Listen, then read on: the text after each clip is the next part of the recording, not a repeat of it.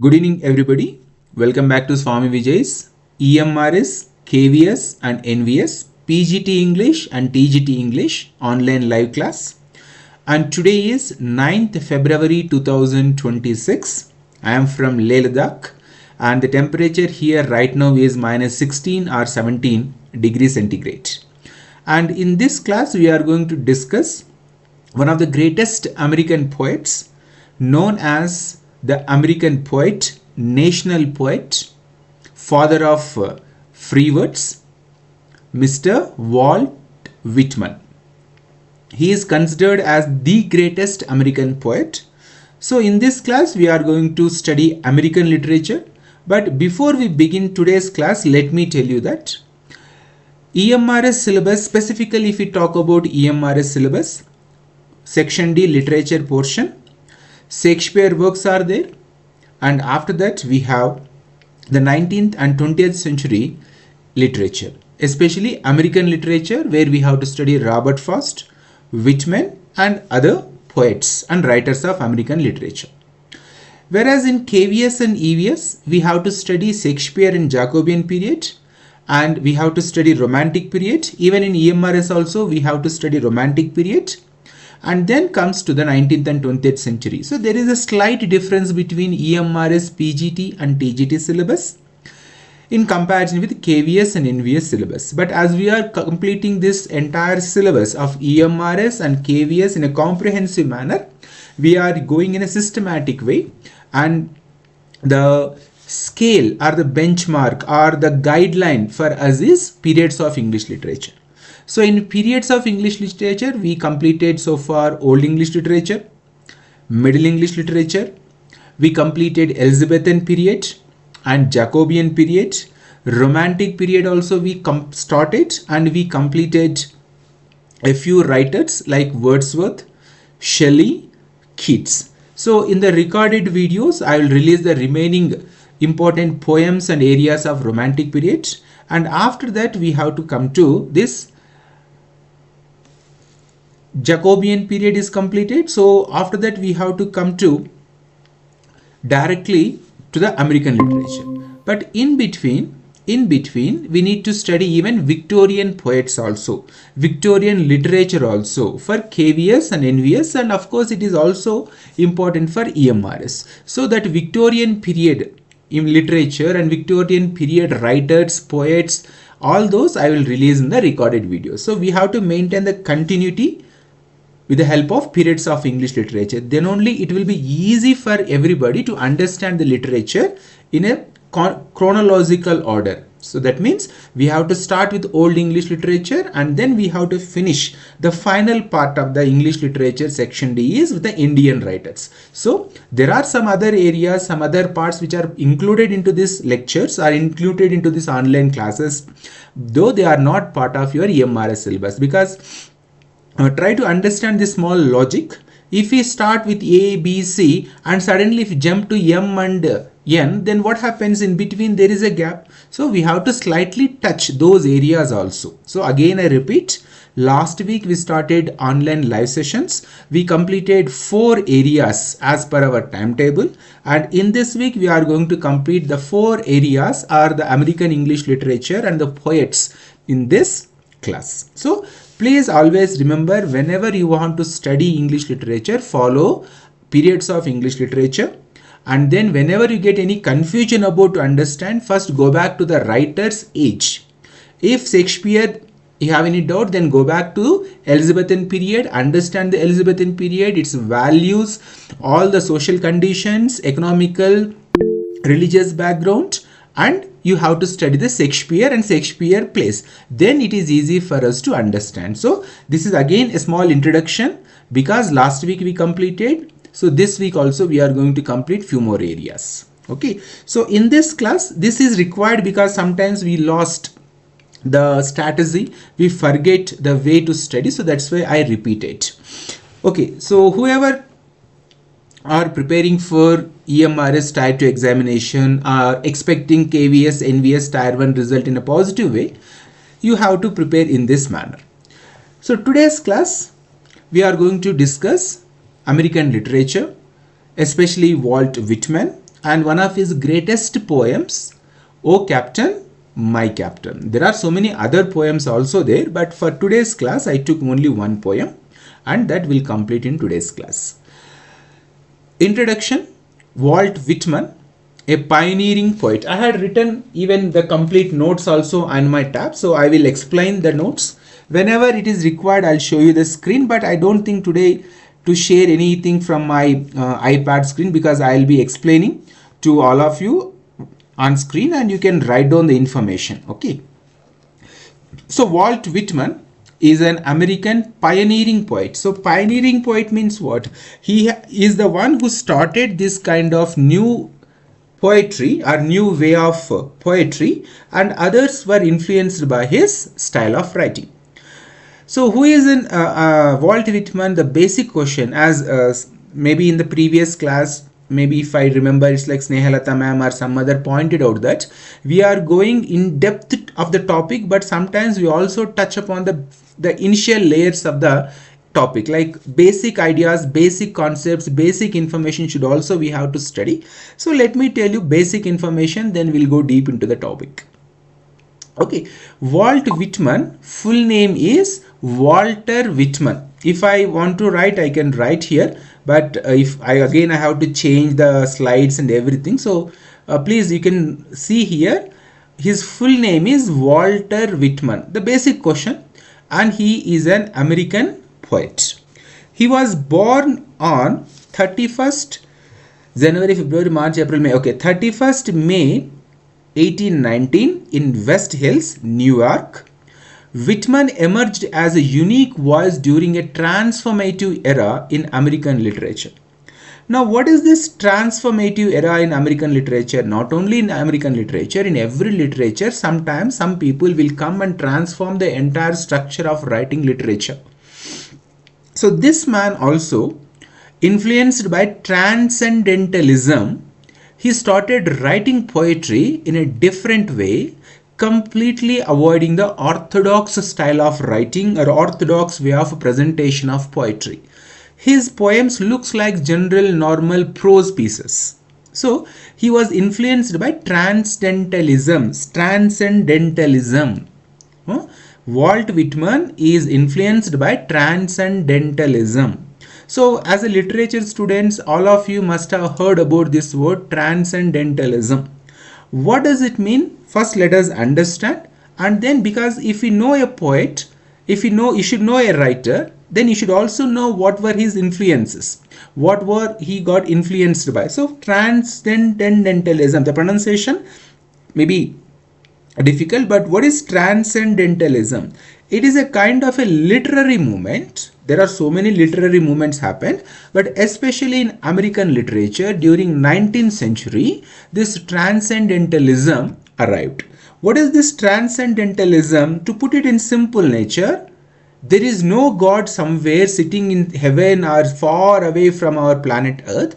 The divinity or the God is present in the nature. What is transcendentalism's belief? The core belief is that divinity is present in the nature. So the entire nature is divine. So each and everything is divine. This is also, I suppose, should not use also. This is, I suppose, the core philosophy of Hinduism, where we believe that each and everything is part of the divinity. That means we see the presence of God. Being Hindus, we see the presence of God in each and everything. Let it be a rock or a tree or a cow or anything which is part of the nature, we consider it as it has divinity. So this is transcendentalism's one of the core beliefs. Have you all understood what is the first core belief of transcendentalism? If you understood, please send thumbs up so that I can also feel, and because transcendentalism, transcendentalist, transcendental poetry, though it looks little difficult, but the core principle is simple. They believe that, all these poets, they believe that the divinity is not lying somewhere, sitting somewhere far away from the planet Earth. It is among ourselves. It is in each and every part of the nature. So divinity is divine presence in every nature. If you have eyes to look, if you have ears to listen, if you have senses to feel, then the presence of divinity is everywhere in this nature. Okay, so they are coming out of the religious set of beliefs that God lives in heaven, devil lives in hell, and whoever does good things they'll go to heaven. Whoever does bad things will go to hell. All these kind of religious beliefs, they are slowly coming out because Americans are modern in ideology. That is the reason why America developed and become superpower. So just let me take a little literary freedom to explain one thing. How can a country become so advanced? How can a country become so developed? It is not the country, it is not the soil of America, it is not the trees of America, it is not the rivers of America are advanced and developed. It is the mind of the Americans who exist on that soil is advanced. They came out of all the initial inhibitions, pseudo sciences, this kind of superstitious beliefs, and they gave the first priority to the individual. When individual is given the first priority and the freedom to the individual, then automatically the individual grows in his own way or in her own way, and that individual growth reflected the nation's growth. So the individual is first in America. That is the reason why there is such kind of a development. When it comes to our culture, our society, exactly opposite. We call nation first, individual is lost. Our individual is not at all considered. So that's why still we are here. So to understand American literature, we should understand the American psychology. To understand the American psychology, we have to read the American greatest poet, Walt Whitman's poetry, because Walt Whitman is equal to America. American literature is equal to Walt Whitman. So Walt Whitman represents the entire American culture and American pride. Okay, so he is a transcendentalist. He follows and believes transcendentalism. First core principle of transcendentalism is divine presence in nature, and second principle is unity of all beings. What is the second one? Unity of all beings. Then who actually influenced this transcendentalism and who are the pioneers of this transcendentalism? This two people are associated with transcendentalism. The first one is Ralph Waldo Emerson, or simply Emerson. Ralph Waldo Emerson is one of the most important figures connected to transcendentalism, and the second one is Henry David Thoreau. First one is Ralph Waldo Emerson, second one is Henry David Thoreau. These are the greatest advocates of transcendentalism, and Walt Whitman was influenced by transcendentalism promoted by Ralph Waldo Emerson and Henry David Thoreau. He was primarily influenced by Ralph Waldo Emerson's ideology. And according to transcendentalism, according to Ralph Waldo Emerson and Henry David Thoreau, individualism is very important and self-reliance they have given to the greatest importance. So individual is first and self-reliance is the best. We should not depend upon any other. That is the core ideology of American culture. That means they want independence, and they want to retain that independence. They develop the technology, whatever is required to be the self-reliant. So individualism and self-reliance. First core principle is divine presence in nature. Second principle is unity of all beings. Third principle is individualism and self-reliance. And the fourth one is intuition over reason. Whatever you feel correct inside, even it sounds ridiculous, even it doesn't stand for a scientific reason, they don't follow that. They will go with their intuition. Intuition is something which is inside your brain, which tells you to go with your guts. Don't worry about the consequences. You may have a chance to win this. You may have a chance to succeed in this area without any kind of logical reasoning. So that is called intuition. To explain this, why I am taking this much time to explain one single slide is because I haven't explained American literature. Unless I explain American literature, correct, Gandhiji got influenced through civil disobedience. Okay, if I don't explain the basics of American literature, you may not understand the if I don't explain the American mindset, if I don't explain the American aspects of seeing things in this worldview of American, then we don't understand the American literature. If we don't understand the basics of American literature, then we can't understand the poetry written by the American poets. So that's why I'm taking this much time to explain the one single point about Walt Whitman and how he got influenced by transcendentalism, what is transcendentalism and how it is important and how it shapes the modern poetry or 19th and 20th century poetry of America, and why this poetry is a cornerstone of the American mindset, or it speaks the American heart. Okay, so intuition over reason means what? See, like if you take example of Elon Musk. As children, we know PSLV rackets. Since my childhood, I have seen ISRO used to send PSLV rackets, and they will send satellites to the orbit. But never I saw any any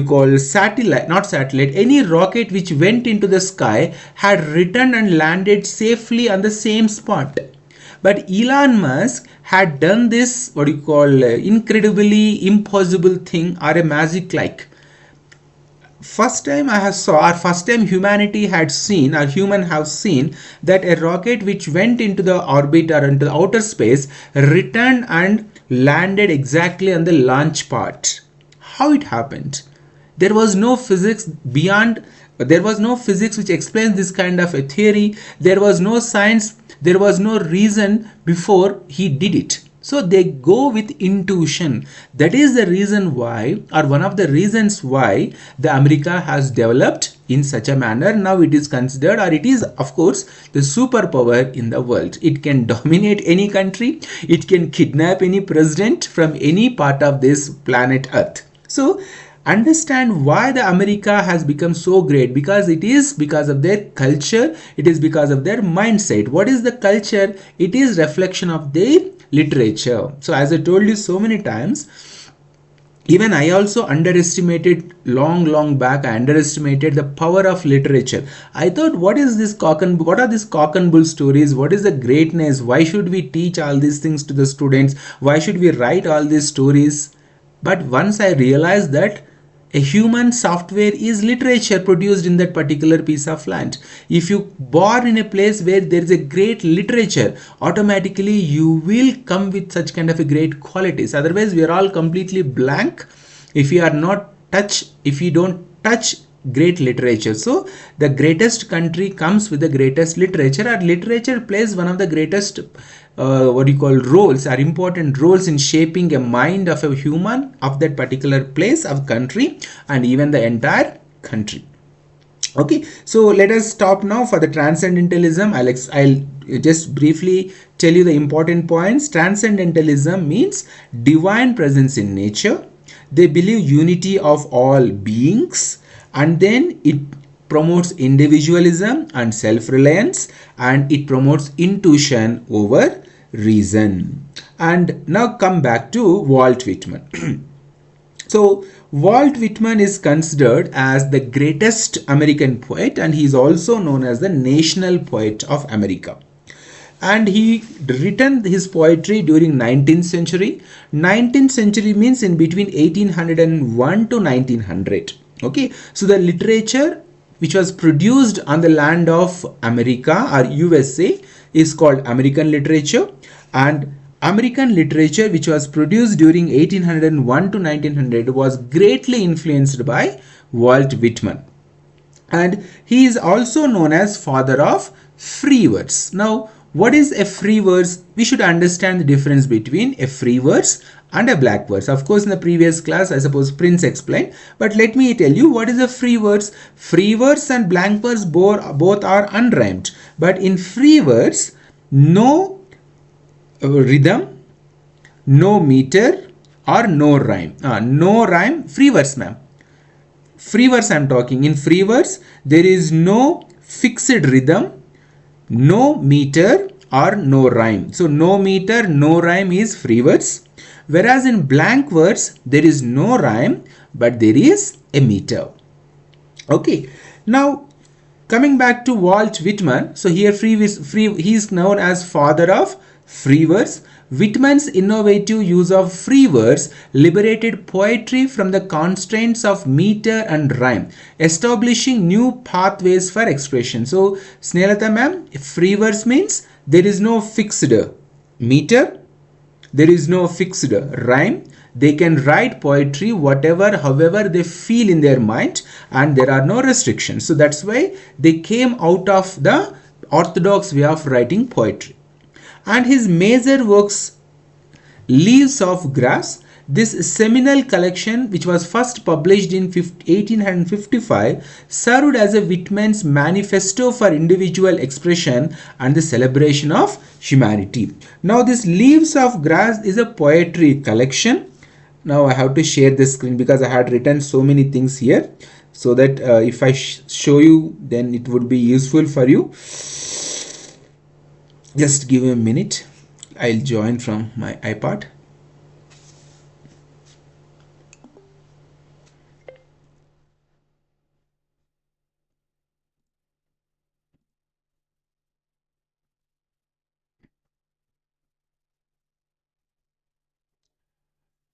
I generally don't feel happy and connected to explain things using PowerPoint presentation or Google Slides. I feel very connected to teaching when I write and explain things in my own way.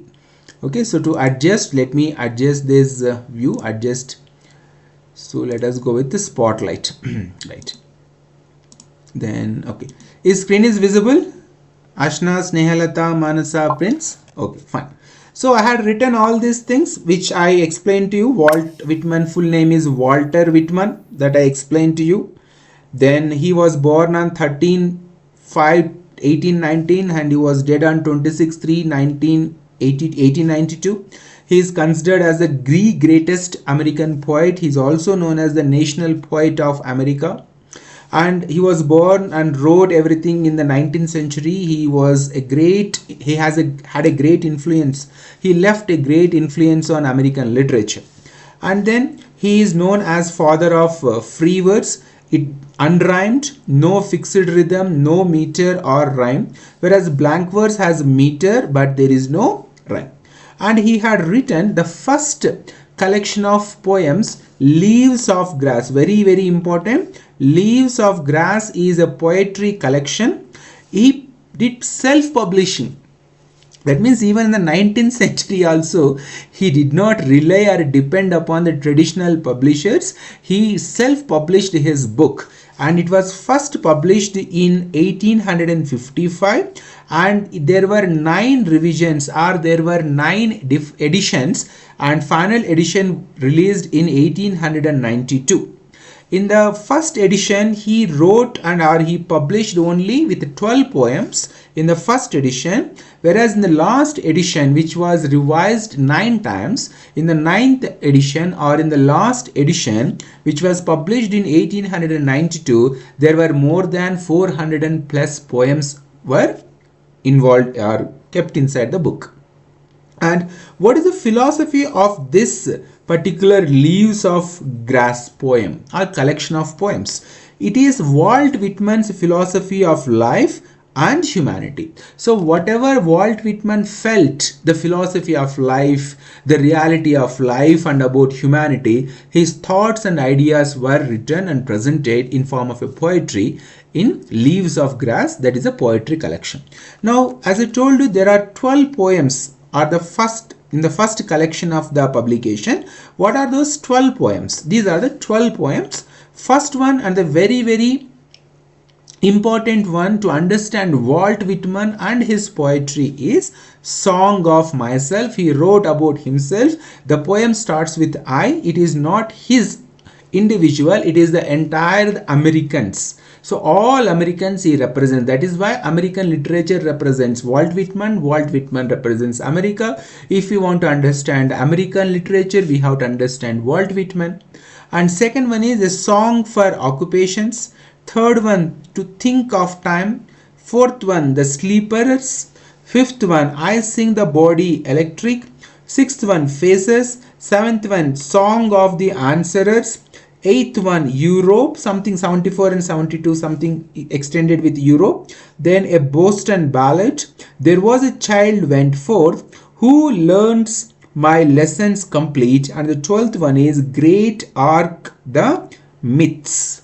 These are the 12 poems. Now why should we remember these 12 poems is a basic question may come, which one of the following is not part of the first publication of Leaves of Grass. So we need to at least go through once. If this basic question comes, then we can answer to the question. Now what are the themes of this poetry collection?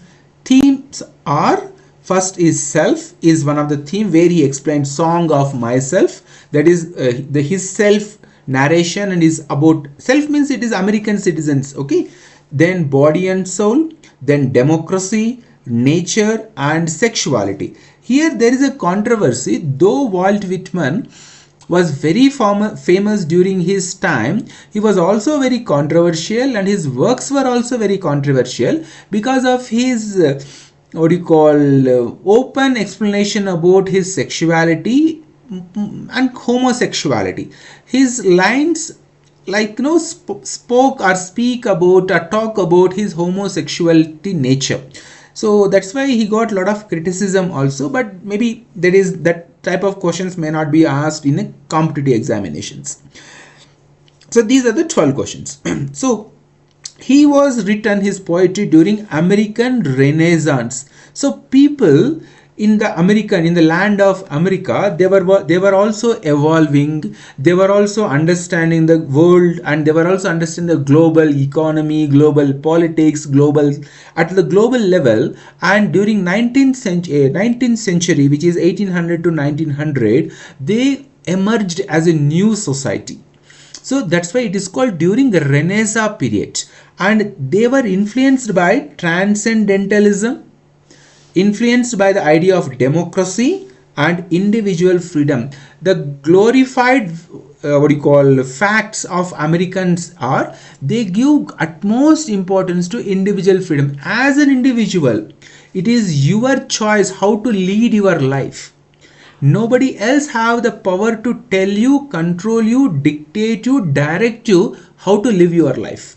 Whatever way, however way you want to live, you can live. So these are the ideas came out of against the religious ideology, and they've given them utmost importance to democracy, and of course they were influenced by the transcendentalism. So American literature during Renaissance were greatly influenced by transcendentalism, democracy and individual freedom.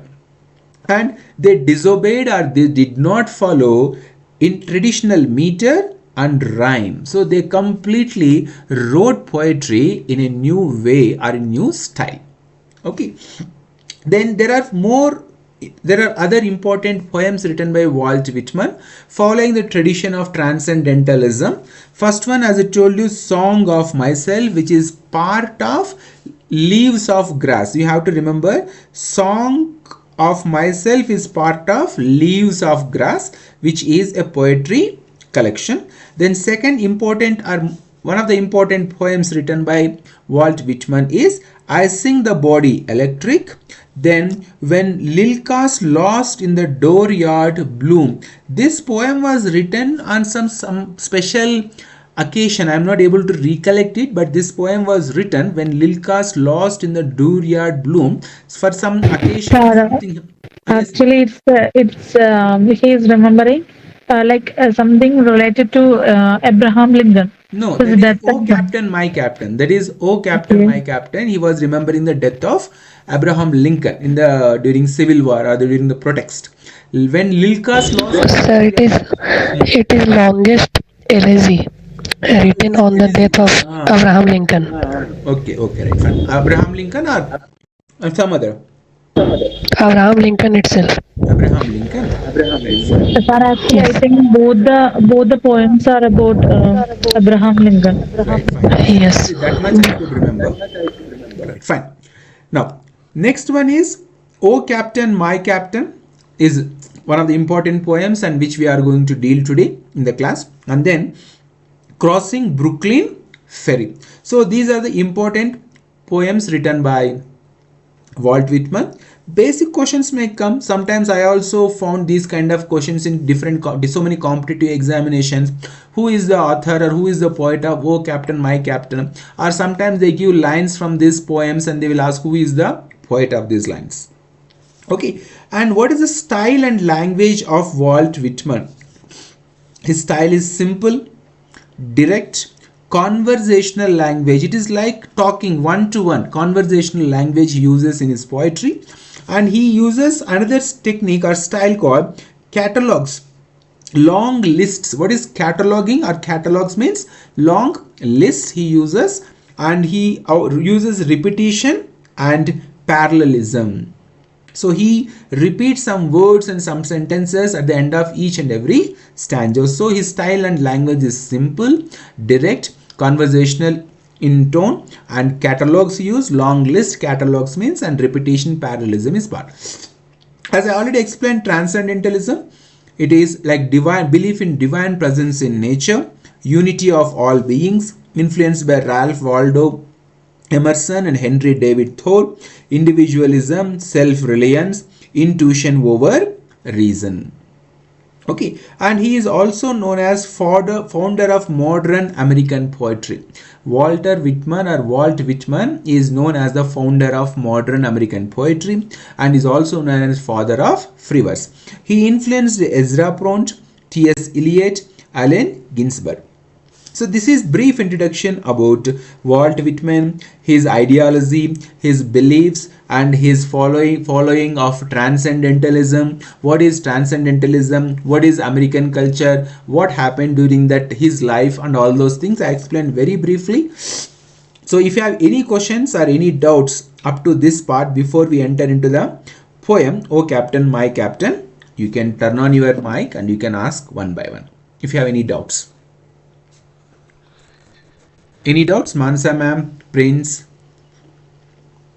Ashna, let me see how many are there. Prince, Mansa, Snehalata, Ashna, do you have any doubts or questions with the biography or introduction of Walt Whitman? Right, fine. So let us move ahead. There are so many poems are there, but for our class we will take only one poem. Once we complete the entire syllabus, like as we decided by end of the March, we have to complete the entire syllabus including the grammar part.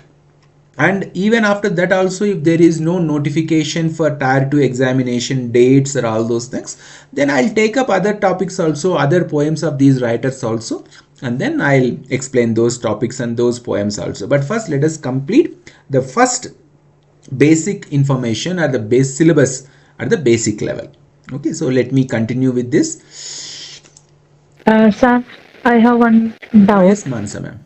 Actually, somewhere I heard like exam will be on March first week or something.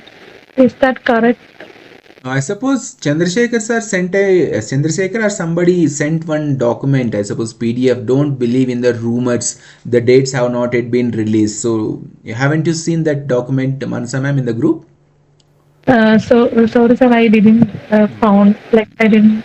Rumors were spreading, so don't believe those rumors. Their dates not yet been announced, ma'am. Okay. Right. Okay. Let us go ahead with our poem. I'll adjust the view, spotlight. So first let me go with the basics of this. I have written all the figures of speeches, explanation, all those things. But let us see the poem first, because we should also read the poem. We should remember the exact lines of the poem, so that in descriptive answers we can exactly insert or include those exact lines and quotes from the poem. So let me come back. So this is introduction about Walt Whitman, a pioneering poet. There are so much of information I had created. See, there are so much of AI. We can create all these slides original with the using artificial intelligence. So contextualizing Whitman's emergency, American Renaissance, influence of transcendentalism, rejection of tradition, he broke away from conventional poetic forms, advocating for a style that embraced spontaneity and authenticity, reflecting his belief in individual expression. Then revolution approach in English poetry, introduction of free verse, absence of fixed rhyme scheme, biblical resonance. Whitman's use of rhythms and cadences often mirrors biblical devices, giving his poetry a timeless and universal quality that resonates across cultures. Then major poems, Song of Myself, I Sing the Body Electric, Crossing Brooklyn Ferry. Through vivid imagery and reflection, this piece connects past, present and future, illustrating the continuity of human experience. Whereas I Sing the Body Electric, a profound meditation on the human body, this poem explores themes of sexuality and the interconnectedness of life. Themes in Whitman's poetry: individualism, democracy and equality, unity of body and soul. Whitman often blurs the lines between the physical and spiritual realms, suggesting a holistic approach to human experience. Then, what is the democratic spirit? Celebration of common people, rejection of aristocracy, accessible poetry for all. Whitman's language and style invite everyone into the realm of poetry, blurring the lines between high art and everyday experiences. Once the poetry was considered for the high class people, play and drama are considered for the masses. But he made the poetry also for each and every one. Even in today also, the movies in India are meant for masses. Okay, classical dance theater is meant for little matured audience. So likewise, these things are there. Then style and language, simple and direct, use of catalogs and repetition. His stylistic techniques such as cataloging and repetitive phrasing emphasize themes and enhance the musicality of his poetry. First person narration, employing a first person perspective, Whitman personalizes his poetry, fostering a sense of intimacy and connection with the reader. So it's like no communicative way. The poem or the speaker in the poem talks to the readers. Then first lines are important. This is from Song of Myself. This one, just for the first lines I'll explain so that you will understand the mind of this poet. So this poem name is Song of Myself. Ashna, could you read these lines? Yes, sir. I celebrate myself and sing myself, and what I assume, you shall assume, for every atom belonging to me as good belongs to you. Right. So this is the way he began his poem. One second, I want to use toolbar. Why two times? Okay, it's reflection. Okay. So here the poem begins. This is Song of Myself. The first stanza is important. This poem begins in this way: I celebrate myself and sing myself, and what I assume, you shall assume. For every atom belonging to me as good belongs to you. So here if you see this, it's actually written in the first person, starting with I celebrate myself and sing myself. But here this is not individual person here, Walt Whitman. It is the entire American society or all Americans. They celebrate themselves because their nation is so great, and sing myself, they will praise their nation's strength and greatness in so many areas. And what I assume, so here he says that whatever the Americans assume, what is assume? Believe. Whatever the Americans assume means whatever the Americans believe, whatever the Americans follow, you shall assume. That means the rest of the world will also believe that. See, if I want to explain, I can generalize this concept and explain. today at this moment also we believe that American culture is advanced, American gadgets are advanced, and we rely on the American technology. This laptop is using the American software, the mobile phone is using the American software, the tab is Apple, it is produced by Americans. So we all follow and believe the American technology.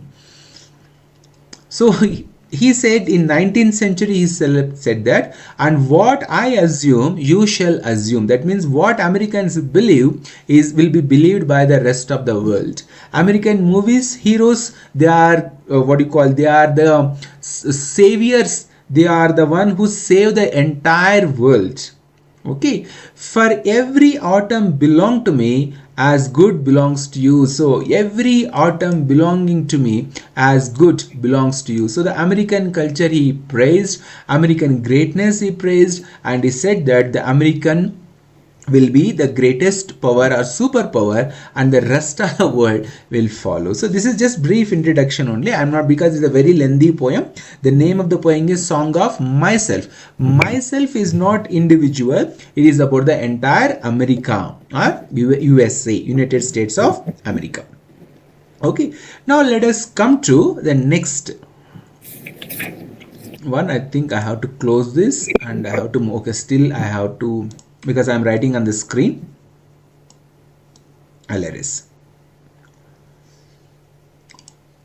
Okay, so I suppose you understood the contemporary connection, like whatever I'm using the laptop, the software to explain these classes, to take these classes, everything is developed by Americans.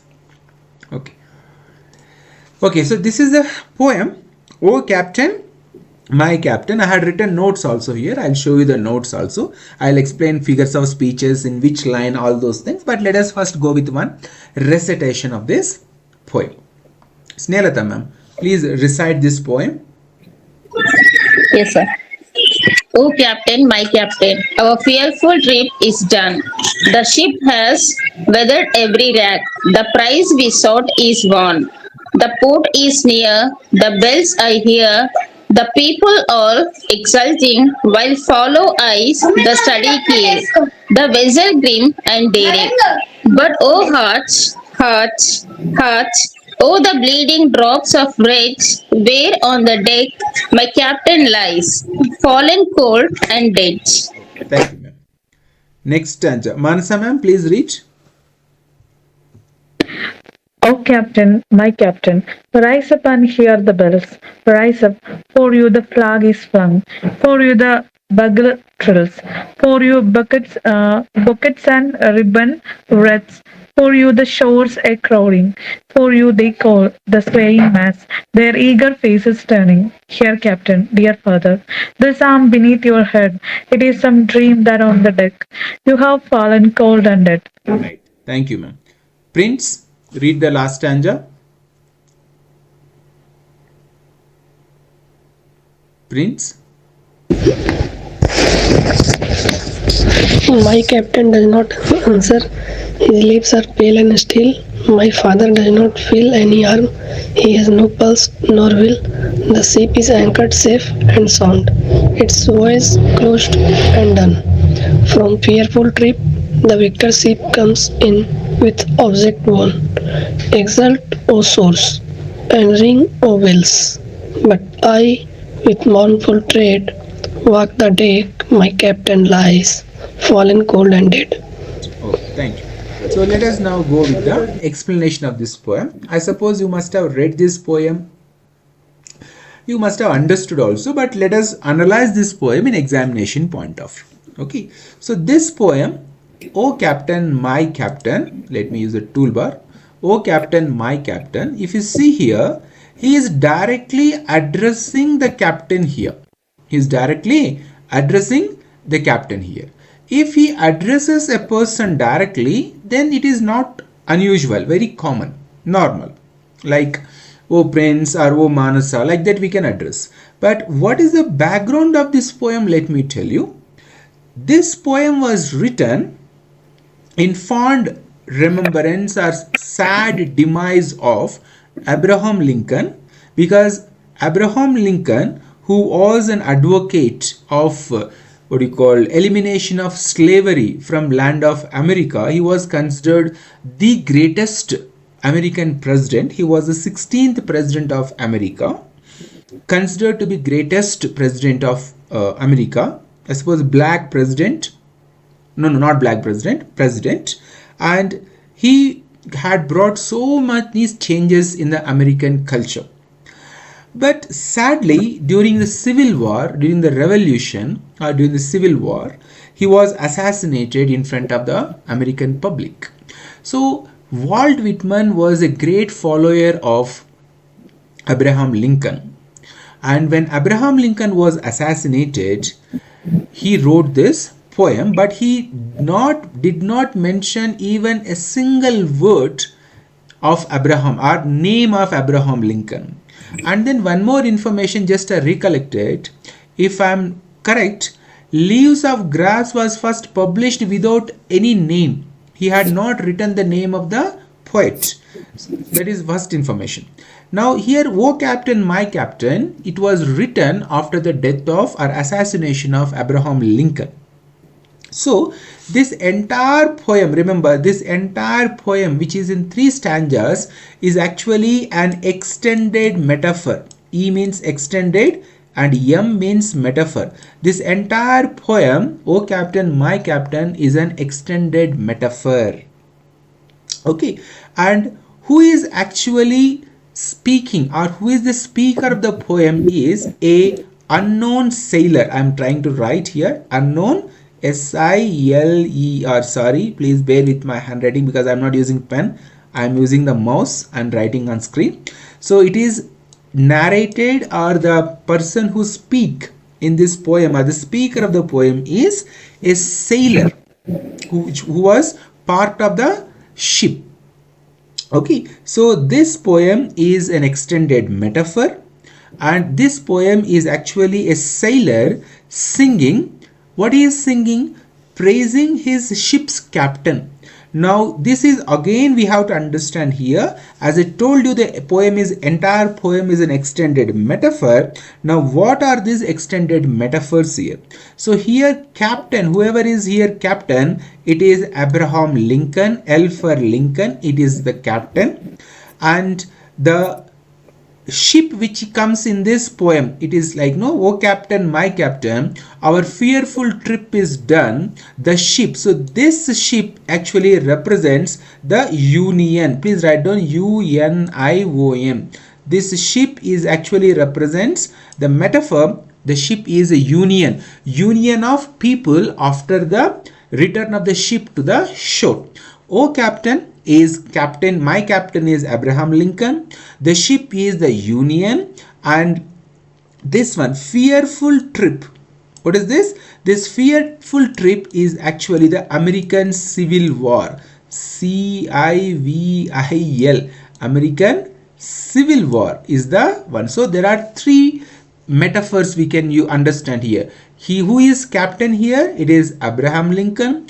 What is this ship? It is the union of the people after the greatest success in the American history. But what is this fearful trip? Is a civil war. So civil war ended after the assassination of Abraham Lincoln and the democracy restarted, but still the loss of Abraham Lincoln was so painful to Walt Whitman, and he wrote this poem without mentioning his name directly in the lines. So this one is, the entire poem is an extended metaphor. Captain is Abraham Lincoln. The ship is the Union, and the fearful trip is the Civil War. O Captain, my captain, our fearful trip is done. So what he is telling? He is singing that, Captain, we have completed our fearful trip. That was a very rough voyage or very difficult voyage. The trip we had completed. The Civil War is over. The ship has weathered every wreck. The prize we sought is won. So whatever the purpose we had traveled, that was completed, and the prize we won, the democracy retained, restated, weathered every rock, every problem we faced. The Americans faced each and every type of problem during the Civil War, and we finally came out of this problem, and we won this trip, or we won this purpose, or we won this Civil War. The port is near. Now after winning, after completion of this fearful trip, now the ship is coming to the port. The port is near, the bells I hear, the people are all exulting. So what is this people exulting? Because the American Civil War successfully ended, and the new kind of democracy or new life emerged in the American land. So the people were very happy, and here the metaphorically he is telling that the ship had completed his journey, passed through so many troubles and problems, but finally the fearful trip is completed. Now the ship is reaching the shore or port, and the people are waiting with happiness, with excitement to receive the ship with all the wealth in the ship.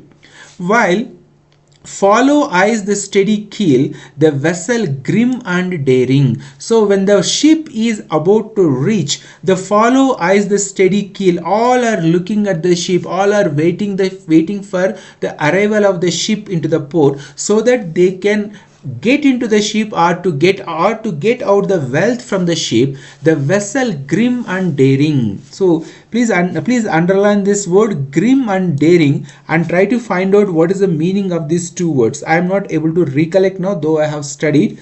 I am not able to recollect. There is specific information is there. The vessel means the ship, grim and daring. It had undergone a lot of troubles, it had undergone a lot of problems and all these things, but still it succeeded to return to the shore safely. So the ship had completed its journey, the fearful trip is done, they returned to the port, and people were waiting to receive them. Everything was there, but oh heart, heart, heart. He says that something is wrong with his ship. There is something, his problem. There is something is wrong in that situation. Oh, the bleeding drops of red. Oh, the bleeding drops of red, where on the deck my captain lies. Everything is okay. The ship had returned safely to the port, but on the deck my captain lies, fallen cold and dead. The main captain of the ship, who was the one who drew the ship, or who channelized the ship to win, united, the vessel and grim united. Snehata ma'am, open the mic and speak. What does it mean? Unmute your mic and say, ma'am. Yes, sir. So vessel grim and daring, which means sir, United States as a ship. Okay. Right, fine. Oh, the bleeding drops of red, where on the deck my captain lies, fallen cold and dead. Everybody is happy. All the sailors are happy because the ship reached the port. The people who are waiting in the port to receive the ship, they were also happy. But one man who was a captain of the ship was dead on the deck. Oh, the bleeding drops of red, where on the deck my captain lies, fallen cold and dead. Cold and dead means what? Now he is no more, but still he guided the ship to reach the shore. O captain, my captain, our fearful trip is done. The ship has weathered every wreck. The prize we sought is won. The port is near. The bells I hear. The people all exulting. While follow eyes the steady keel. The vessel grim and daring. But oh heart, heart, heart. Oh, the bleeding drops of red, where on the deck my captain lies fallen cold and dead. Okay, now here, bleeding drops of red. Please underline this, bleeding drops of red. Here the poet has used imagery. You can see the bleeding drops of dead. Imagery, please write down IMAGERY. Imagery. Bleeding drops of red. Here he used imagery. Okay, Next, you can see here fallen cold and dead. Here this one, fallen cold and dead. This one is actually repetition. This line is repeated in each and every stanza. It is also called anaphor, fallen cold and dead repeated. So you can call it as a repetition, or you can call it as anaphora. Okay, so these are the figures of speeches. First one is like the information from this poem. A sailor was singing a song because the sailor was singing a song addressing to his captain. So when he was addressing to a dead captain, the person who was no more, so what is the figures of speech is he being used in this line? Can anybody tell me? When he addressed the dead captain, what is the figures of speech here used? Here apostrophe, correct? They used apostrophe here. O captain, in the first line, when he addressed directly to the captain who was already dead, the figures of speech being used is apostrophe. So the summary of the first stanza is a sailor who was part of the ship. He was praising his ship's captain, and when the ship reaches shore safely, everything was safe. The captain who guided the ship was found dead on the fall. That means the entire American culture, entire American nation has won this civil war, but the person who was behind the win was dead. Okay, so I suppose you all have written the different figures of speeches being used in this first stanza. So let me move to the second stanza. Now again I have to erase everything. I suppose there is no such option to erase, so let me erase second stanza.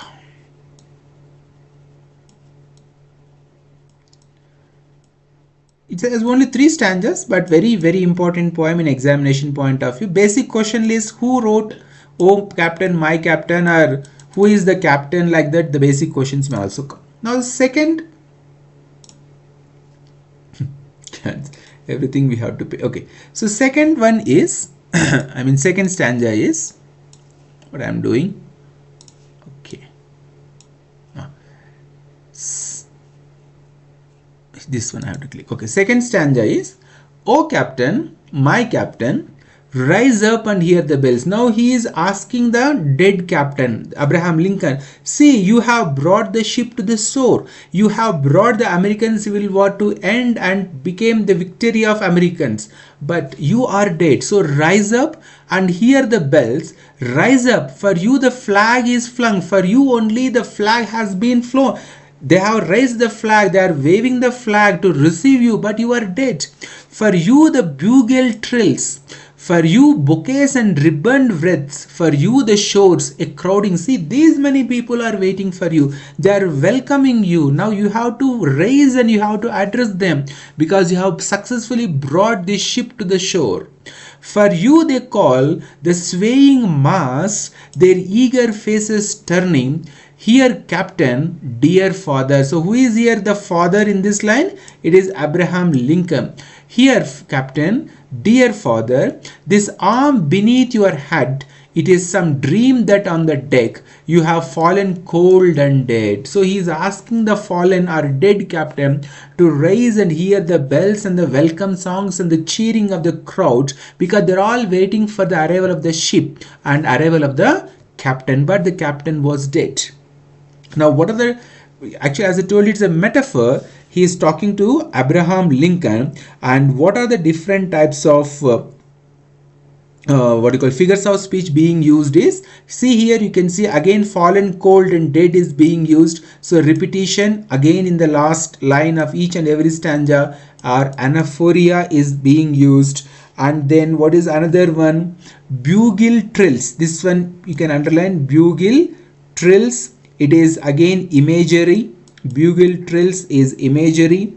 Then flag is flung. This is also flag is flung is also imagery. So he used these images. Oh captain, my captain, rise up and hear the bells. Rise up, for you the flag is flung, for you the bugle trills. So they are all welcoming you. For you the bouquets and ribbon wreaths. For you the shores a crowding. For you they call, swaying mass, their eager faces turning. So they're all waiting for you to receive. Here, captain, dear father, this arm beneath your head. So now he put his arm beneath his head. This arm beneath your head, it is some dream that on the deck you have fallen cold and dead. I thought you must have fallen into a dream. Please wake up and see people who gathered here to receive you. But he was already dead. So this is the second stanza, and here father is captain and the captain is our Abraham Lincoln. Let's go to the next stanza. I'll erase all these things.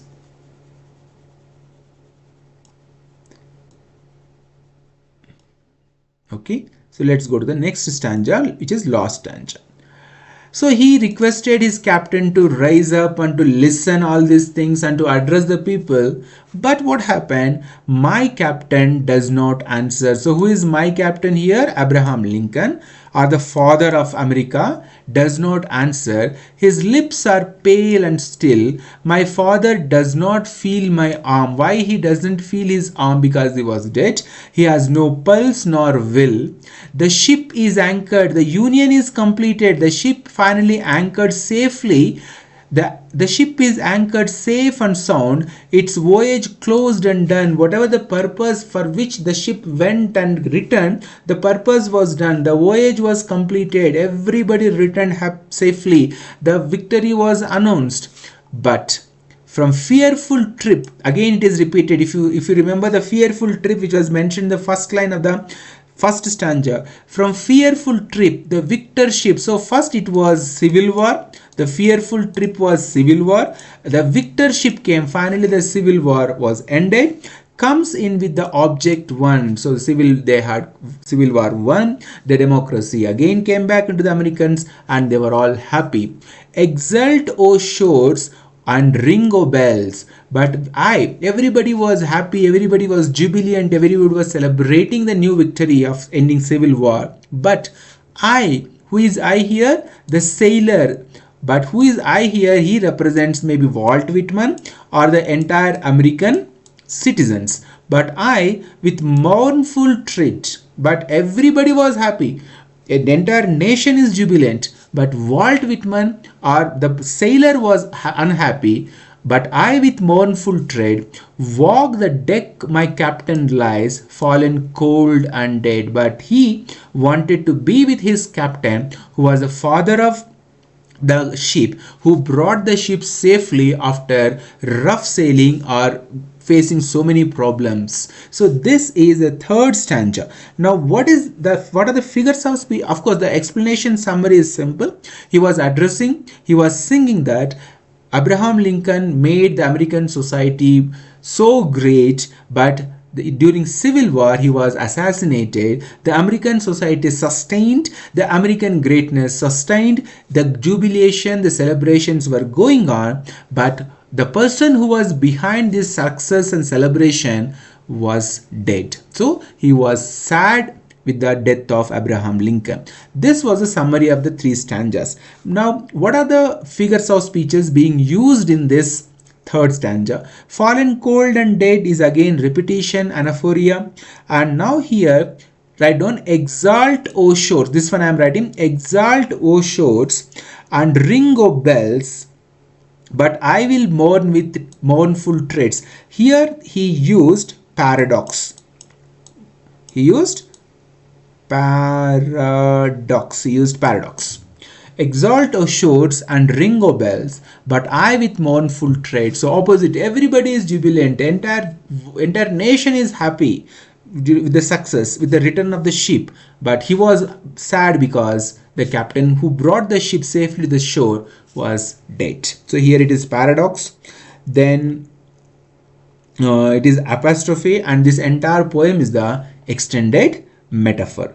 and this poem was written in 1865. The poem was written in 1865 and it was published in 1865 only. And this poem is based on, or it is a kind of a tribute or addressed the sad demise or assassination of Abraham Lincoln during Civil War. And this poem is an extended metaphor. And this the superficial summary of the poem is: a sailor started singing in praise of his ship's captain, who brought the ship safely to the shore, but the captain was dead. So everybody was celebrating once the ship reaches the port, but the sailor was unhappy and sad because of the death of the captain. So this is about the summary of the poem and different figures of speeches being used in this poem. There are other poems also which are important, written by Walt Whitman. You have to read by yourself, and if time permits, in the coming classes I will take up those poems one by one and I will also complete those poems. So up to here, if you have any doubts or any questions with the American literature, transcendentalism, or the poetry written by Walt Whitman, or exclusively to this poem, O Captain, My Captain, you may ask me. It is 8:14. I'll end the recording and we'll continue for 10 or 15 minutes maximum to discuss few things. Okay, so let me end the recording.